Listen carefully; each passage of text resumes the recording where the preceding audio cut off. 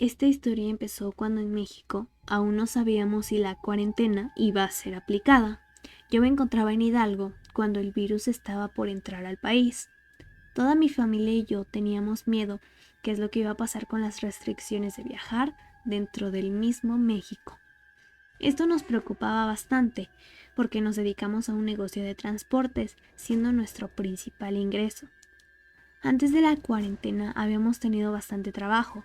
Viajábamos a los estados de Veracruz, Puebla, Querétaro, Jalisco, Oaxaca y Chiapas, en los últimos 6 meses antes del encierro, y todo con fines turísticos. Era un año en el que afortunadamente habíamos tenido buenos ingresos y estábamos planeando salir de la República para darnos un descanso y por fin ser nosotros los que disfrutáramos de un viaje. El último viaje que hicimos fue con destino a Querétaro. Era una familia muy grande y tal vez unas 20 personas, así que tuvimos que llevar 2 de nuestros vehículos. Mi hermano el mayor fue el que manejó una de las combis y la otra yo. Nos dirigimos ya muy de madrugada al lugar.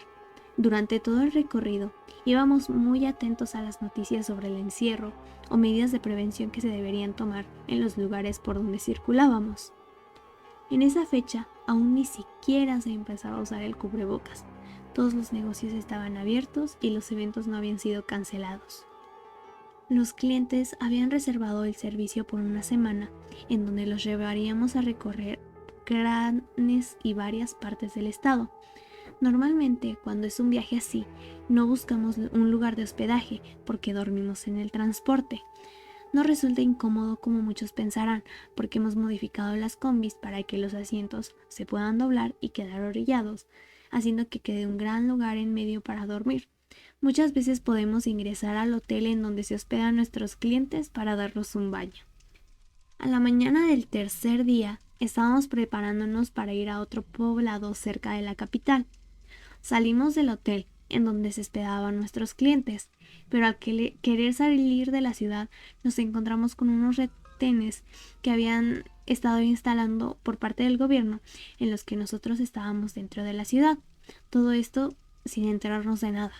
Le expusimos nuestra situación a los oficiales y nos dijeron que no había manera que pudiéramos salir de este momento debido a que había impuesto cuarentena en todo el estado. Lo único que podíamos hacer era regresarnos a nuestra casa y solo podía ser posible manejar en la madrugada cuando los retenes dejaban de funcionar.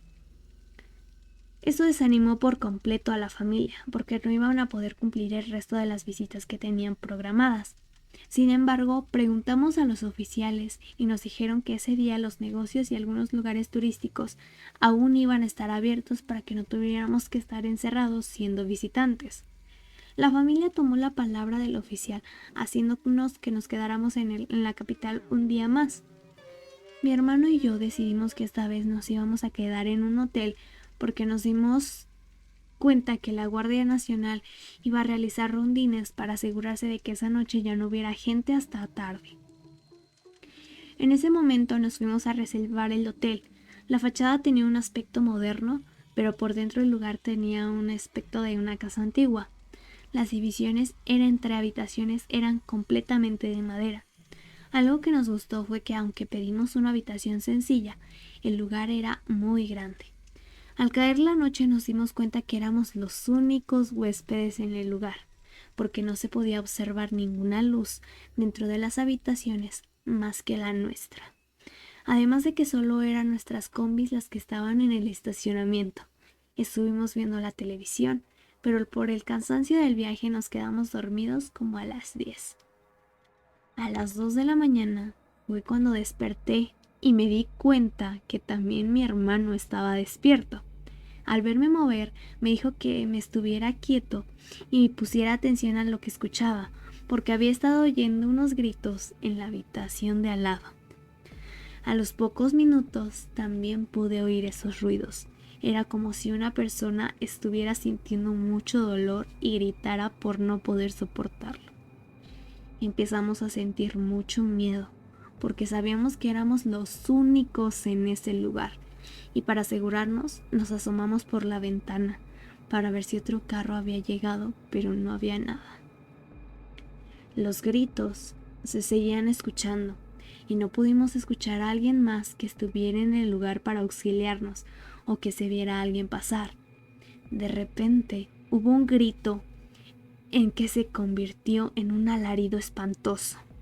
Fue algo de lo que no nos pudimos aguantar e inmediatamente encendimos la luz.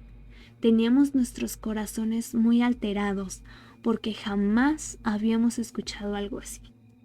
Después de eso, escuchábamos pasos que comparado a lo que habíamos escuchado no era nada. Después de un tiempo, el sueño nos terminó venciendo y dormimos con la luz encendida.